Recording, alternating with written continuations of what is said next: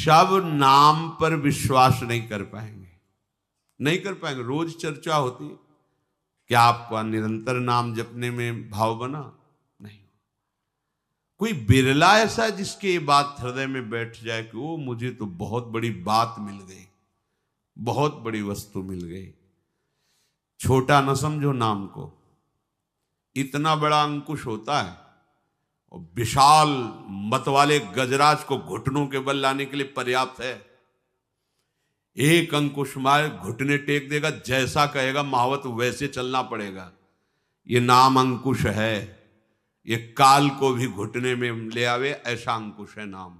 देखने को लगता है राधा, देखने को लगता है कृष्ण। मत वाले काल को भी अधीन कर, समुझ जियाए शरण ते डरत ना काल डर। जिए काल वश ना पड़े, जीवित है लेकिन काल के अधीन नहीं। यह नाम का चमत्कार है। विश्वास मानो।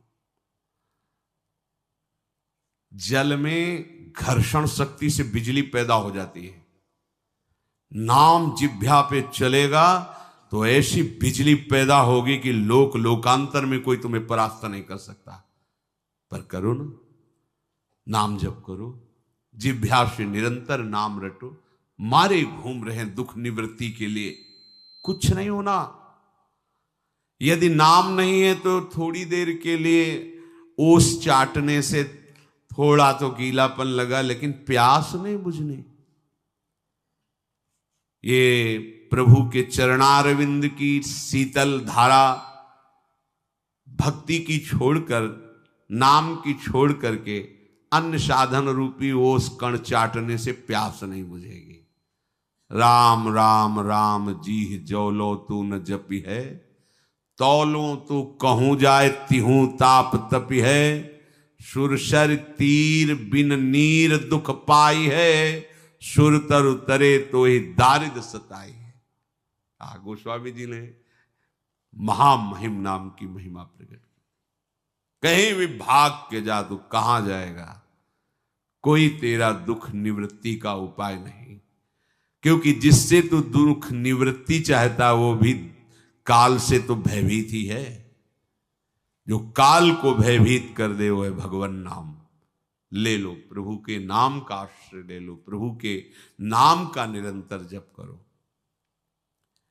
जो पुरुष श्रद्धा और विश्वास पूर्वक ये बात सुने और इसे जीवन में उतारे, तो चाहे जितने पातक हो गए उसे और कोई प्रायश्चित करने की जरूरत नहीं। ये नाम ही समस्त पातकों का नाश करके भगवत प्राप्ति करा देगा। परीक्षित जी ने पूछा, भगवान एक बात हमारे मन में और आ रही, आज तक हमने कभी किसी इतिहास में, कभी किसी ग्रंथ में ये नहीं सुना कि किसी ने यमदूतों का अपमान करके भगा दिया हो। अपमान ही उनकी फांस काट दी और तुम नहीं जानते हो धर्म का क्या स्वरूप है, धर्मराज के दूत बनते हो। ये निष्पाप हो गया है, चलो भागो यहां से। भगवान के पार्षदों की महामहिम तेज वृत्ति के आगे यमदूत कांप रहे थे और भाग गए। फिर क्या हुआ जब वो गए यमराज के पास, तो वहां फिर क्या हुआ ये मुझे जानने की इच्छा है। क्योंकि धर्मराज के शासन का त्रिभुवन में कोई उल्लंघन कर सके ऐसा कोई नहीं। काल दंड उनके हाथ में रहता है, धर्मराज के हाथ में काल दंड रहता है। यम पाश में बांध ले, काल दंड का प्रहार कर दे, कोई भी त्रिभुवन में ऐसा नहीं कि उससे बचाव पक्ष कर सके। ये बड़े बड़े लोकपालों को अलग अलग, जैसे वरुण पाश, भगवान वरुण देव के पास, वो वरुण पास में बांध ले, निकलने के सामर्थ्य किसी की नहीं। जैसे इंद्र के हाथ में वज्र, प्रहार कर दे अमोघ अस्त्र। भगवान ने ऐसी दिव्य शक्तियां बड़े बड़े ईश्वर कोटि के लोकपालों को दे रखी है। बोले आज तक कोई धर्मराज के शासन का उल्लंघन कर दे ऐसा कहीं इतिहास में वर्णन नहीं। क्या हुआ इसके बाद, क्या हुआ? भगवान श्री सुखदेव जी कहते हैं, भगवत पुरुषैराजन याम्याः प्रतिहतोद्यमाः पतिं विज्ञापयामाशुर यमं संयमनी पतिम।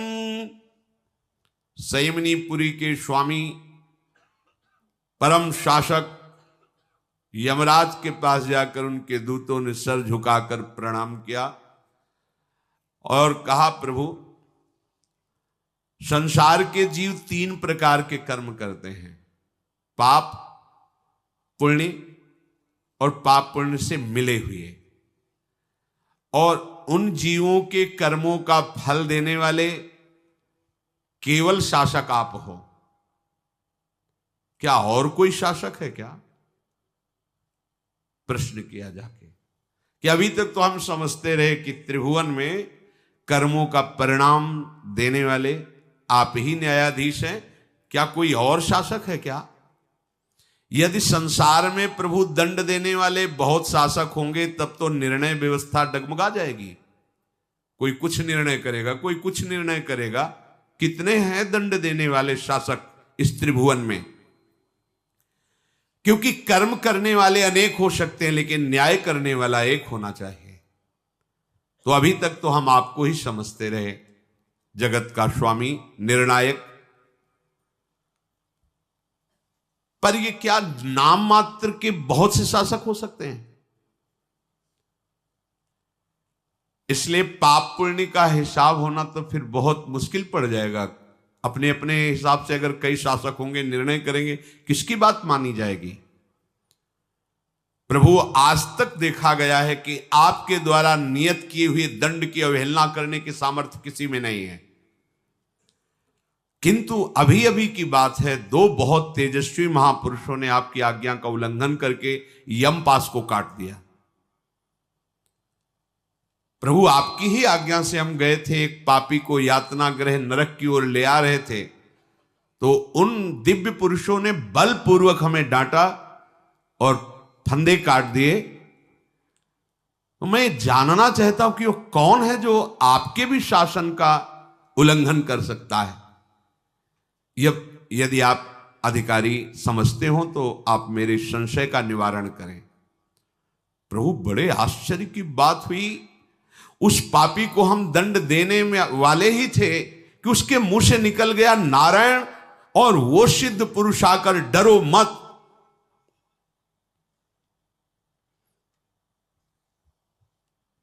ऐसा कहते हुए तत्काल बचा लिया। जब प्रजा शासक भगवान यम अपने दूतों का ऐसा प्रश्न सुना तो सबसे पहले हाथ जोड़कर मस्तक झुकाकर प्रभु श्री हरि को प्रणाम किया। यमराज ने दूतों से कहा, तुम अभी नहीं जानते हो कि सबसे बड़ा विधान करने वाला कौन है। मैं तो उनका एक छोटा सा पार्षद हूं। परो मदन्यो जगतस्तस्थुखश्च उरूतम प्रोतम पटवद्यत्र विश्वम यदंसतोष्य स्थिति जन्म नाशा नश्योत वद यस्य वसे चलोकः यो नाम भिर्वाचि जनान् निजायाम् बधनाति तन्त्यामिव दाम भिर्गाः यस्मै बलिम तैमे नाम कर्म निबंध बद्धाश्चकिता वहन्ति। दूतो, मेरे जैसे तो बहुत स्वामी हैं, अलग अलग लोकपाल, लेकिन हम सबका एक स्वामी है, जगन्नियंता भगवान श्री कृष्ण श्री हरि। उन्हीं से संपूर्ण जगत सूत में वस्त्र के समान ओतप्रोत है। उन्हीं के अंश से ब्रह्मा, भगवान विष्णु, भगवान शंकर और ये चराचर जगत और इसकी लीला, उत्पत्ति, स्थिति, प्रलय, ये सब उन्हीं से होती है। ये सब ऐसे हैं जैसे नथे हुए बैल को रस्सी लेकर जैसे चलाना चाहता है वैसे वो बैल वाला चलाता है। ऐसे ही हम सब नथे हुए, जैसा हरि चाहते हैं वैसा ही हम चलते हैं। मेरे प्यारे दूतों, जैसे किसान अपने बैलों को पहले छोटी छोटी रस्सियों से नाथता है, फिर बड़ी रस्सी से बांध करके चलाता है, ऐसे जगदीश्वर भगवान वर्णाश्रम नाम की छोटी छोटी धर्म की रस्सियों से और वेदवाणी रूपी बड़ी रस्सी से हम सबको बांध कर चला रहे हैं। सारे जीव सब कर्म बंधन से बंधे हुए भयभीत रहते हैं और सब उन्हीं की आज्ञा पालन करने के लिए हम लोग तत्पर रहते हैं प्रतिपल। दूतों, मैं यमराज, देवराज इंद्र, निरति, वरुण, चंद्रमा, अग्नि, भगवान शंकर, वायु, सूर्य, भगवान ब्रह्मा, 12 आदित्य, विश्व देवता, 8 वसु, साध्य, 49 मरुत, सिद्ध, 11 रुद्र, रजोगुण तमोगुण रहित भृगु आदि प्रजापति, बड़े बड़े देवता, बड़े बड़े ऋषि मुनि, सब उनके अधीन उनकी आज्ञा का पालन करते हैं, जो इस लोक के महेश्वर भगवान श्री हरि हैं। प्रभु कब क्या किस रूप में करना चाहते हैं, इस बात को कोई नहीं जानता। जिसको वो जना देते हैं वही जान पाता है। जिस प्रकार घटपट आदि रूपवान पदार्थ अपने प्रकाशक नेत्र को नहीं देख सकते, वैसे ही सबके अंतःकरण में भगवान विराजमान हैं, पर कोई देख नहीं सकता। देख वही सकता है जो देखना चाहता है। जो देखना चाहता है तो वैसे ही चलेगा जैसे देखने वाले चलते हैं। प्राणी के इंद्रिय, मन, प्राण, हृदय, वाणी, किसी की भी सामर्थ्य नहीं किसके द्वारा वो उनको जान सके, और रहते उन्हीं के हृदय में। प्रभु सबके स्वामी हैं, परम स्वतंत्र हैं, मायापति हैं, पुरुषोत्तम हैं, और जो उनके दूत हैं वो उन्हीं के समान महिमा, रूप, गुण, स्वभाव से संपन्न हैं, और समस्त लोकों में सूक्ष्म रूप से विराजमान रहते हैं भगवत पार्षद। इसलिए डरने की जरूरत नहीं। हर समय भगवत पार्षद आपके पास हैं। आप गलत करोगे आपको दंड मिलेगा, वो देख रहे हैं, बचाएंगे नहीं। आप गलत नहीं हो, दंड देने का अधिकार काल को भी नहीं रह गया अब आपके ऊपर। अगर आप भक्त हैं, आप अपराध करते हैं, तो अपराध मोचन के लिए आपको दंड दिया जा रहा है, और वो देख रहे हैं कि आप पिट रहे हो, आप गाली खा रहे हो, क्योंकि देख रहे हैं आपने ऐसा कर्म किया है, उसको भोग लो, पवित्र होकर भगवान के पास पहुंचो। अन्यथा कोई तुम्हारे एक रोम को भी नहीं उखाड़ सकता, कोई तुम्हें किसी भी तरह की चोट नहीं पहुंचा सकता, क्योंकि हर समय हरि पार्षद विराजमान है। ये भगवान श्री हरि के देवताओं के द्वारा, हम लोगों के द्वारा भी पूजित पार्षद हैं। इनका दर्शन बड़ा दुर्लभ है। ये सदैव हरिनाम जापक, ध्यान से सुनना, ये सदैव हरिनाम जापक जनों को शत्रुओं से, मुझ यम से, अग्नि से, विपत्ति से, बड़े बड़े भय से सदैव बचाते रहते हैं। अपने को लगा ये बच गए, अपनी चतुराई से बच गए, या अमुक ने बचा, अमुक नहीं, भगवत पार्षदों ने बचा दिया।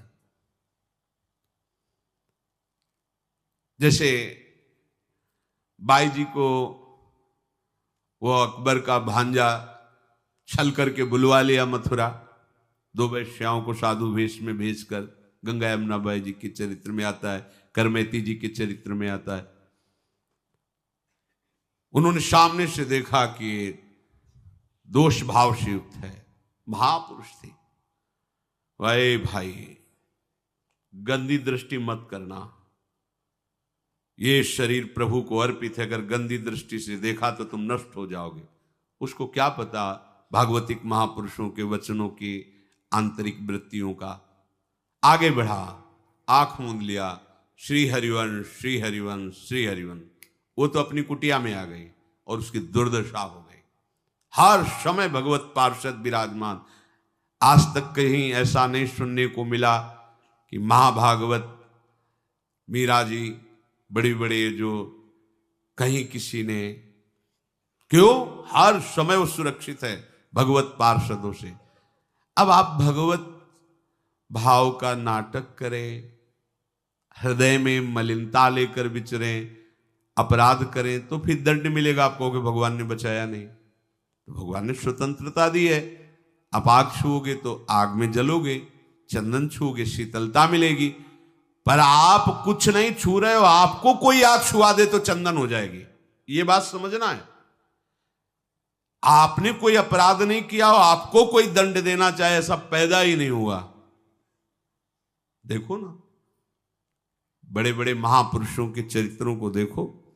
कबीरदास जी को काफिर घोषित करके कि ये राम राम जपते हैं, उनकी मां से पंडितों ने काशी के मित्रता कर ली कि तुम अपने बच्चे को चाहती हो कि तुम्हारा बना रहे।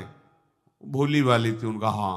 बोले चलो बादशाह के पास, और जैसा हम कहें वैसा कहो तो बादशाह डांट देंगे और वो तुम्हारे पास ही रहने लगेंगे। वो भोली मां चली गई। बादशाह से कहा कि आपके देश में अकाल पड़ जाएगा। क्यों? क्योंकि अधर्म हो रहा है। कबीर राम राम जपते हैं, ऐसा वैसा बड़ा। और देखो उनकी मां खुद कह रही है कि ये काफिर और इस्लाम धर्म का शासक था। उसने कहा बंदी बना के लाए जाए। कबीरदास जी को बंदी बना के, क्या फर्क पड़ता है भक्तों को, चाहे फूलों की माला पहनाओ या लोहे की जंजीर बांधो। शरीर राग से रहित महापुरुष, उनके लिए तो सब खिलवाड़ है। ले गए, तुम राम नाम जपना बंद करो, ये काफिरों का कार्य है, नहीं तो तुम्हें मृत्यु दंड दिया जाए। उनका ये कोई बंद करना या शुरू करना वाला कार्य थोड़ी है, तो रोम रोम चित्त में रमा हुआ है। मृत्यु क्या होती है? दे दो दंड। वहां कोई दब थोड़ी रहते कि अरे हुजूर ऐसे, भगवान का भक्त तो एक ही को हुजूर बोलता है।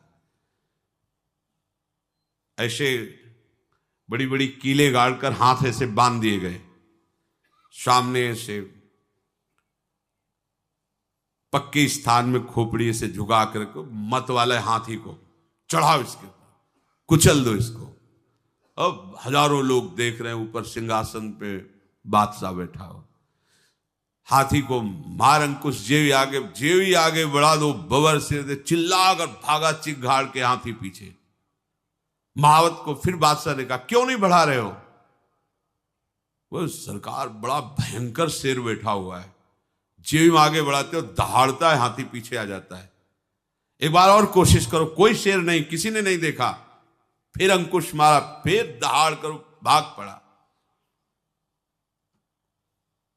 भगवान प्रतिपल रक्षा, जैसे प्रहलाद जी को आग में, ऐसे कबीरदास जी को भी लकड़ियों के बीच कुछ नहीं।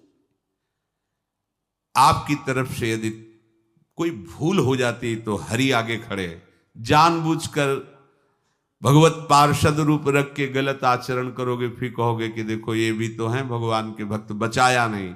देखो आपके छल कपट का आपको दंड मिल रहा है।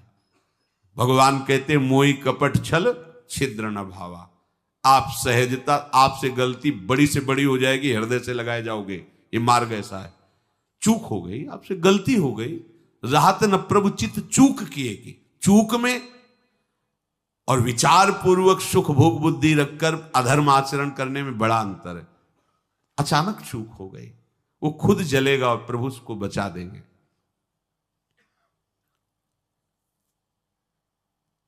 श्री यमराज जी कह रहे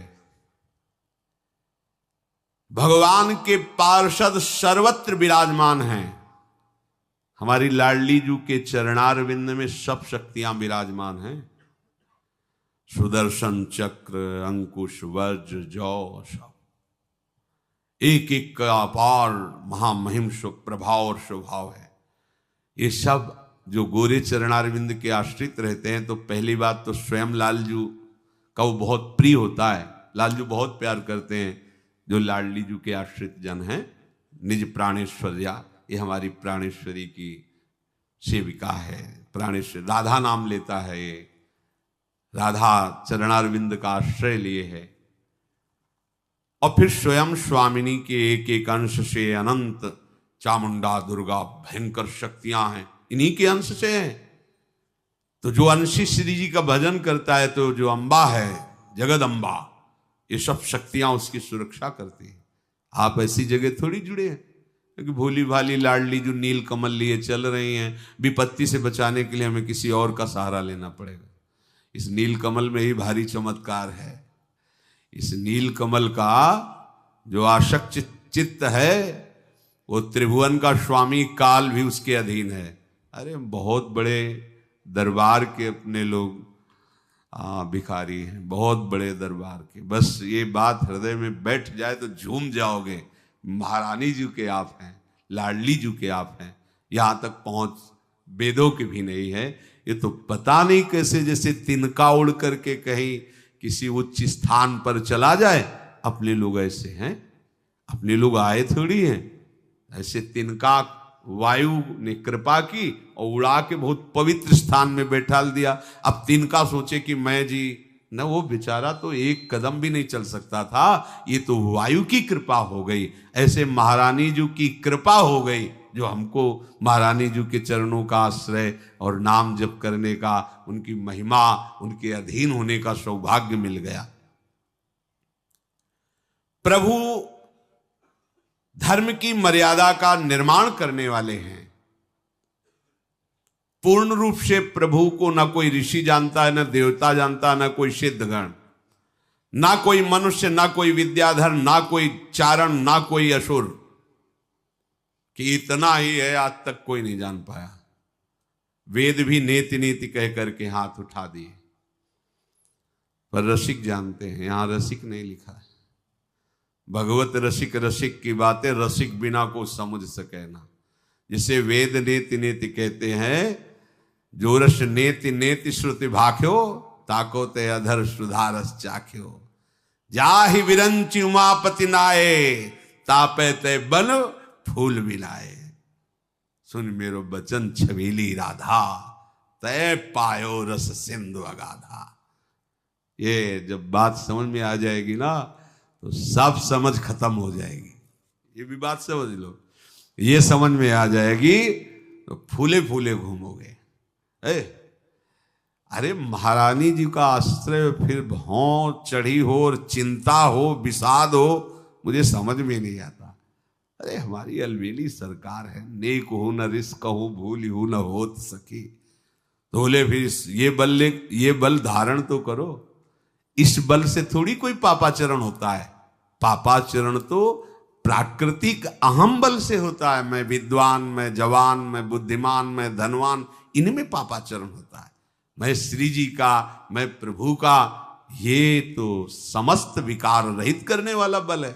ऐसा थोड़ी कि प्रभु के बल का अभिमानी कहीं विकारों में, नहीं नहीं नहीं, ऐसा कभी नहीं पाया जाएगा। जहां कहीं विकार होते वो अहंकार के कारण होते हैं। ये अहम सिद्ध शुद्ध परम सच्चिदानंदमय हम श्री श्यामा जी के, ये सिद्ध है। जब हम प्रकृति के संबंध से अहंकार करते हैं तो विकारी होता है, शब्द पकड़ लो। जब हम परमात्मा संबंध से हम में, वो शुद्ध ब्रह्म होता है, वो निर्विकार होता है। फिर कोई नहीं जान सकता। भगवान जितना जिसको जना देते उतने ही जान पाता है। अर्जुन जी के होश उड़ गए।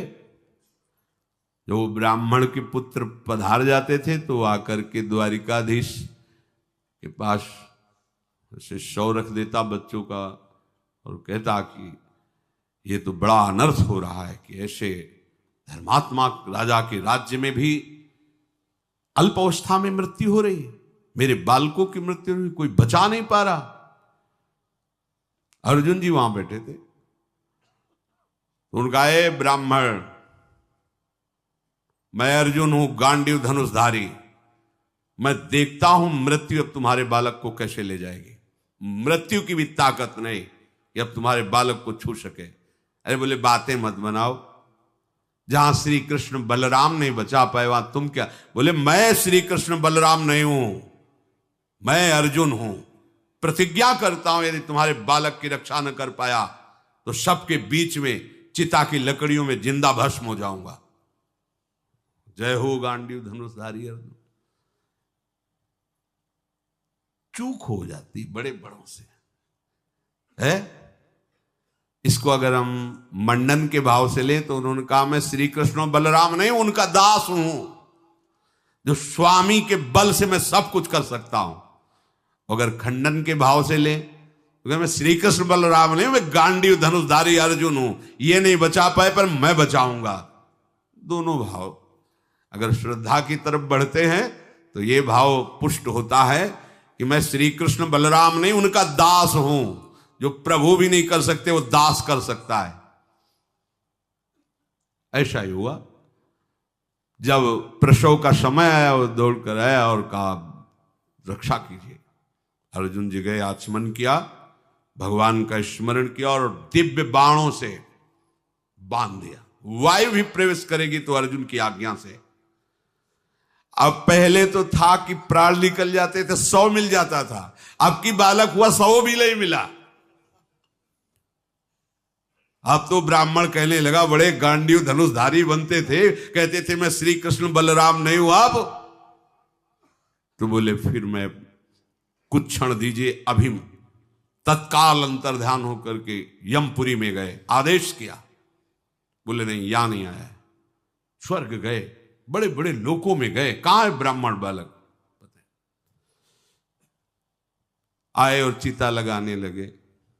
प्रभु ने कहा ऐसा क्यों कर रहे हो, तुम्हारे जैसे महावीर को उचित नहीं। बोले किसी काम का प्रभु नहीं, ये बात है।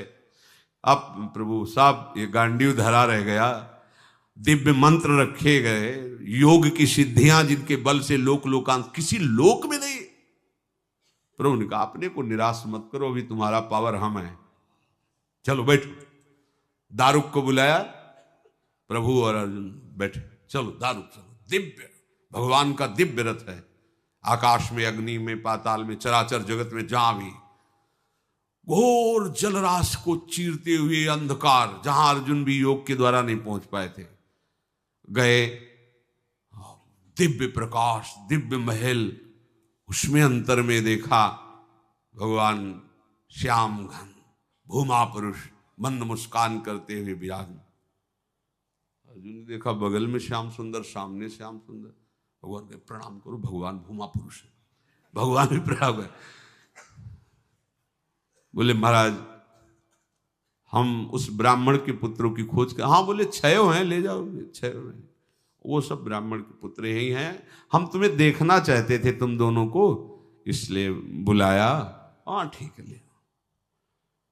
अर्जुन ने कहा प्रभु ये कौन? बोले भूमा पुरुष है।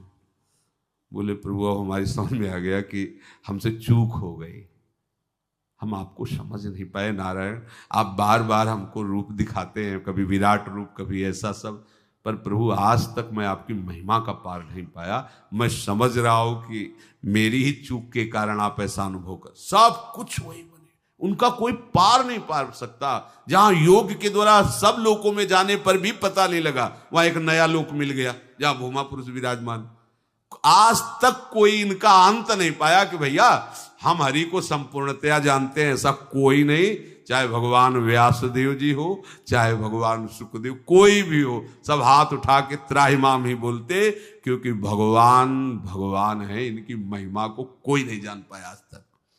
ऐसे प्रभु की महिमा इतनी भी बकाया नहीं रह जाएगी, समग्र रूप से जान जाओगे यदि नाम जप करोगे, समग्र रूप से। क्योंकि भगवान जब आते हैं तो अधूरे नहीं आते, भगवान का जब बोध होता है तो अधूरा नहीं होता, क्योंकि पूर्णमदः पूर्णमिदं पूर्णात् पूर्णमुदच्यते। तो कोई भी ऋषि मुनि देवता सिद्ध मनुष्य विद्याधर चारण असुर कोई पूर्ण रूप से भगवान को नहीं जान सकता, जिसे भगवान जितना जना दिए। और जब भगवान परशुराम जी के रूप में अवतरित हुए तो भगवान के ही अवतार हैं। जय परशुराम।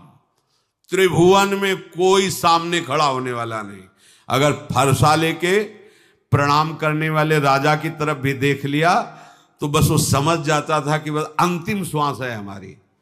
अगर वो प्रसन्न मुद्रा में देखते थे तो उसको लगता था वंश का विनाश निश्चित, प्रसन्न मुद्रा में। और अगर कहीं रुद्र दृष्टि तो सवाल है। 21 बार पूरे भूमंडल में पहाड़ लगा दिया काट काट करके असुर स्वभाव वाले राजाओं का। अरे भयंकर रूप। जय भगवान परशुराम। और जब भगवान राम जी के सामने महाराज पधारते हैं, वही फरसा है, वही परशुराम जी है, वही बल विक्रम है। जहां वो थोड़ा जनक किसने मेरे गुरु शिव का ये अजगो खंडन किया, किसकी इतनी सामर्थ। अब जनक जी तो कांप रहे हैं कि इतने शुभ अवसर में आशीर्वाद देना चाहिए, इन महाराज का यहां पदार्पण मतलब विनाश लीला निश्चित होगी, उनका स्वभाव ऐसे है। लक्ष्मण जी धीरे से कह देते कि महाराज महाराज आपको इतना गुस्सा उचित नहीं है। समझाओ विश्वामित्र जी मैं कौन हूं। पर प्रभु मुझे परिचय है आपका, आपने इसी फरसे से अपने माता के गला को काटा है, भाइयों के गले को काटा है, पता है आपकी वीरता। कोई परशुराम जी को ऐसा उत्तर दे सके? जरा जरा सी बात में जरा, जहां वो गुस्सा होते भगवान राम जी हाथ जोड़कर, नाथ बोले तू मीठे मीठे वचन बोलकर मेरे हृदय को शीतल, ये आग लगा देता है, ये तो आग लगा, तू बहुत अमृत में वचन। बोले नाथ आप जानना चाहते हैं कि धनुष तोड़ने वाला कौन? क्योंकि जनक जी से कहा था वो सभा से अलग हो जाए, नहीं पूरी सभा मारी जाएगी। तो नाथ ये सामर्थ्य तो किसी आपके विशिष्ट सेवक में, सेवक और हमारा अपराध करे? नहीं, ये तो वैरी का काम है, सेवक का नहीं, मुझसे युद्ध करे। जिसने हमारे गुरु के धनुष अजगव का खंडन किया वो मुझसे युद्ध करे। महाराज हम रघुवंशी हैं, भगवान श्री राम अगर काल भी ललकार दे तो कदम पीछे नहीं हटाते, पर हम आपको प्रणाम करते हैं और आपसे बार बार यही कहते हैं कि अगर आपको लगता है कि अपराध किया है तो दंड दे दीजिए, क्षमा दे दीजिए, क्योंकि आपसे जो भयभीत हो जाए वही अभय पद को प्राप्त हो। परशुराम जी की बुद्धि शब्द पे गई कि काल भी सामने खड़ा हो तो रघुवंशी कदम पीछे नहीं डालते, और जो आपसे भयभीत हो जाए वो अभय हो। बोले इतनी चतुरता पूर्वक अपना परिचय तो केवल भगवान दे सकते हैं। दुर्गा सुनो, मेरे पास भगवान श्री हरि का धनुष है, अगर इसमें प्रत्यंचा चढ़ा दो तो मेरा एक संशय वो दूर हो जाए। जो आज्ञा भगवान, मैं तो दास हूं आपका। ऐसे धनुष देना चाहा तो अपने आप धनुष भगवान के हाथ में चढ़ पहुंच गया और लेत चाप आप ही चढ़ गए हो। ओह अरे मैं भूल गया, ये तो मेरे साक्षात श्री चरणों में गिरे ऊपर ऐसे। अलो अब क्या तुम समझोगे? वही परशुराम है, वही राम है। भगवान की लीला, भगवान की महिमा, भगवान का स्वरूप, भगवान का ज्ञान, भगवान की भक्ति, भगवान के भक्त कोई पार नहीं पा सकता। क्या करे? बस सर झुका करके और नाम जप करे तो भगवान को प्राप्त हो जाएगा। कोई चाहे जितना ज्ञान हो वो अधूरा ही रहता है, क्योंकि असीम अगाध अनंत समुद्र है ज्ञान के। भगवान कैसे कोई पार पा सकता है? ये कह रहे हैं यमराज जी, कोई नहीं जान पाता। जिसको जितना जना देते वो जैसे महापुरुषों ने कहा कि हे भगवान, मच्छर भी आकाश में उड़ता है, गरुड़ भी आकाश में उड़ते हैं, पर आज तक दोनों था नहीं पा पाए। ऐसे ही अपनी अपनी बुद्धि के अनुसार सब भगवती यश का गान करते हैं, पर अनंत ज्ञान समुद्र, अनंत लीला समुद्र भगवान की कोई थाह आज तक नहीं प्राप्त कर पाया।